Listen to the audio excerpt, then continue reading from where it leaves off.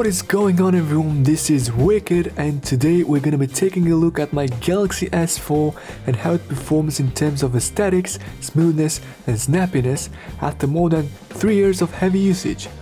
I'll talk about the investments I did in my phone over the last couple of years and the accessories I got, and of course I'll discuss all you need to know about the software, modifications and features my phone currently supports. So, without further ado, let's get wicked. The latest piece of hardware I bought for my Galaxy S4 was a brand new battery. This is the old one, right in my hands. It got a little bit fatty and my phone couldn't last for more than 2 hours without the need to charge it back. This was made in Japan and assembled in China, but I'd rather get the one made in Vietnam. And that's what I did a couple of days ago when I changed it. It is definitely one of the best investments I went for. Over the last 3 years, I bought different cases for my Galaxy S4 depending on what I was wearing from day to day. These cases actually fit me and my phone the best.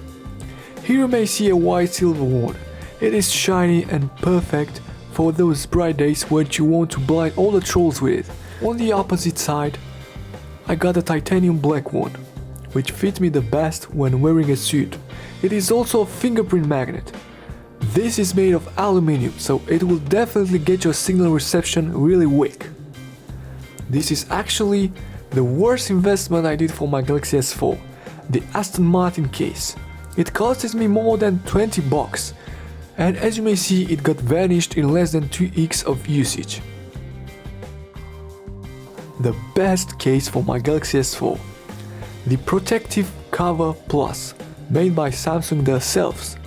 It is a great case with a mesmerizing grip and style.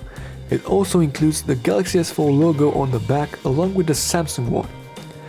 The curves and protection my phone gets after I put this case on, they're on a high level of durability. A great accessory I got with this phone was this Plantronics Bluetooth headset. It is definitely a great value for the money, almost 20 bucks. When you're buying a Samsung, Apple or any other company's devices, make sure the charging cable the phone comes with is gonna be weak. That's why after I broke the Samsung OM1, I got what I call the best USB charging cable, the Kruger Mats one. And believe me, I'm not sponsored by anyone. I bought myself couple of Hamas, couple of any other unbranded cables that look damn well, but neither of them are comparable with this piece of art. Now, we got to what you actually came for. This is how my Galaxy S4 looks like after 3 years of heavy usage. The case you saw earlier is kind of scratched from top to the bottom, but what about the edges of the phone and how it looks like? There is some chrome missing from the edge of the phone from here to here, but not such a big deal for a 3-year phone. The back of the phone looks kinda bad. It was exposed to very hot temperatures during the summer and really freezing cold ones during the winter period. Speaking of hardware, my device is running Android 4.4.2 KitKat with a custom ROM called OneUnlight 3.1.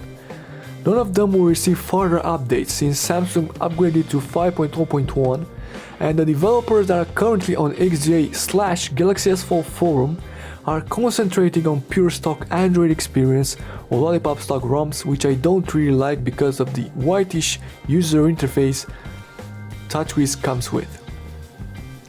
Having that stated, the phone uses AMOLED screen, which uses more battery on bright light colors than on other black dark ones. That's why my device is running, as you may see, a themed black interface all the way. This is how my battery graph looks like for today after I switched to the new battery.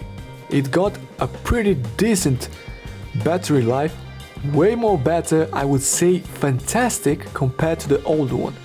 I would suggest taking a look at my should you change the ROM or the battery video to see whether your phone needs a new battery or a new piece of software.